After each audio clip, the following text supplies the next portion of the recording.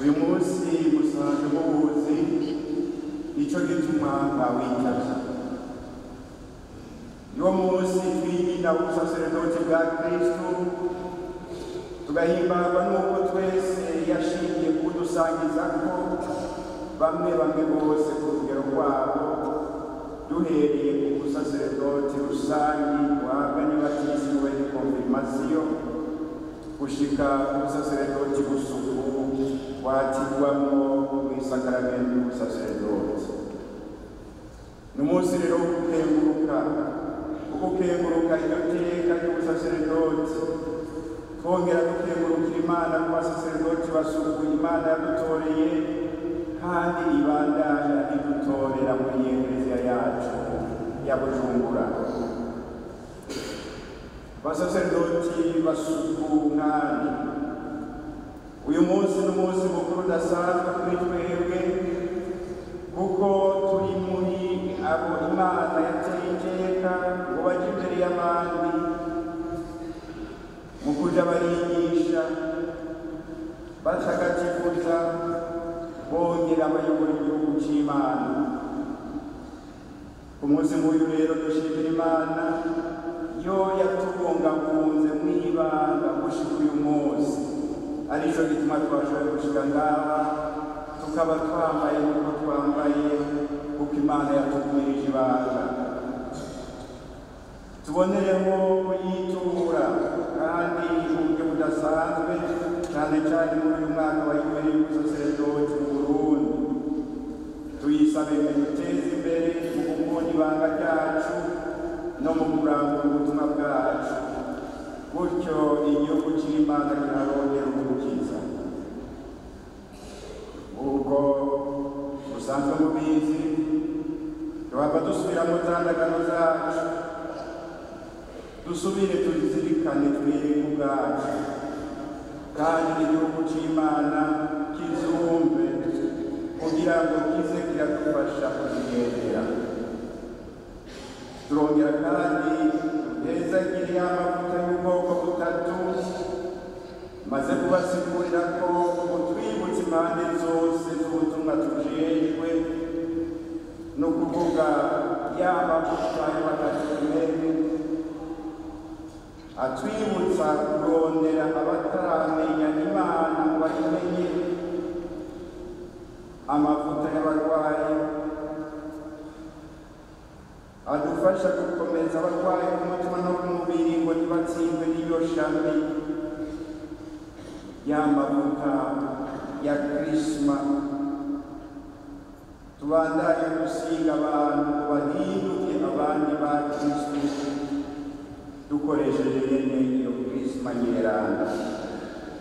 Ngiyo intumbero y'ubutumwa bwacu nk'abasaserdoti basukuye. Basaserdoti bavukanye, uyu munsi n'akaryo keza n'amadonga ko kubakiriza mwese atandukuyemo kwibanga no kubutumwa mwaba murangura umwaka wose, mukabigirana umutima mwiza, mwitwararira kuguma muri bwa bumwe na Kristo umutwe w'Ekleziya. Ubwo bumwe bugaragarira mu bumwe kumwe n'umwungere wanyu, mu bumwe hagati yanyu, no mu bumwe kumwe n'abagize igihugu c'Imana bose. Munkundire mugabo mbonereho gukeza ku buryo budasanzwe abasaserdoti bari imbere y'abandi mu myaka y'ibanga, kandi bakaba barayigumije. Muri bo hari batatu guca barumya imyaka 60 y'ubusaserdoti, kuko batiwe mu mwaka w'1966. Nibake muri mwebwe mwari mwamaze kuvuka.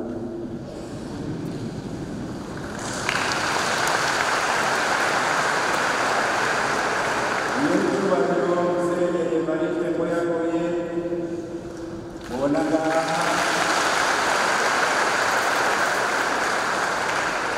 akirikera Karisama, ni kandi wubakwa Padiri Mushingantare Adriano Ndabona,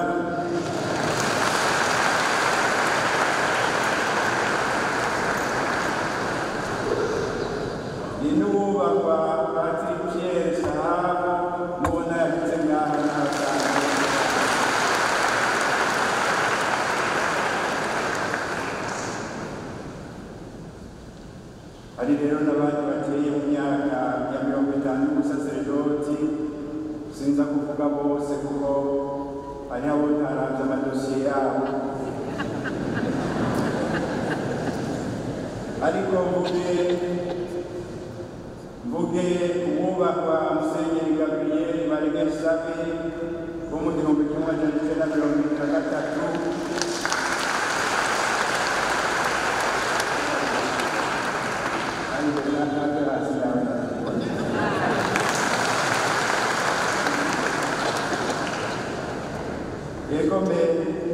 hariho n'umubahwa Patiri Gikome Ndagijimana wo mu 1974, nawe nyene yova hasi ahari usanga yashize nawe.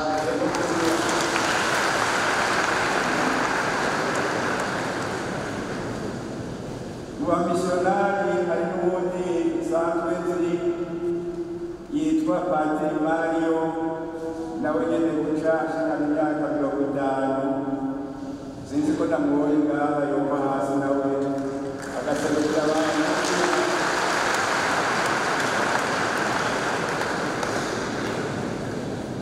Habwirizwa kuba hariho n'abandi rero mu miryango y'intebe y'Imana akunze kuronka amadosiye yabo, arico gituma ntabavuze nabo nyene biyumve. Ni iteka rikomeye gushikana iyo myaka yose ukirigumije. Kuri twebwe basaserdoti muri imbere yacu, muri agashitsi ka kera tubwirijwe kwama twubaha, kuko tubabonamo ubutwari bwo kuzigama ibanga. Ndabakeje namwebwe nyene mukiri bato mwibanga, mbereye kubo twatiye mu mwaka uheze bataranashikana umwaka.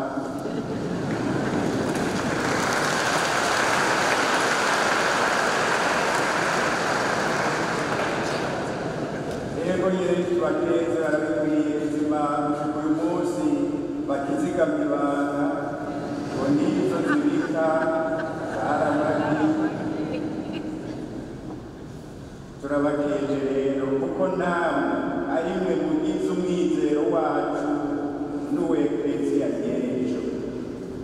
Mwese Imana nibandanye bateza imbere, kuko niyibona ibikuru bikuru mugikeneye kugira ngo muyibere intumwa ziyinogeye.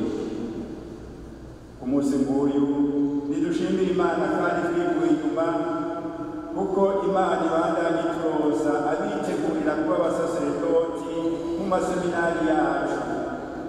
Muri uyu mwaka ijuru rigeze neza, mubegukira diyoseze nkuru yacu ya Bujumbura, tuzokwatira mu ibanga ry'ubupatiri abadiyakoni 9, twatire mu ibanga ry'ubudiyakoni abaparatiri 11.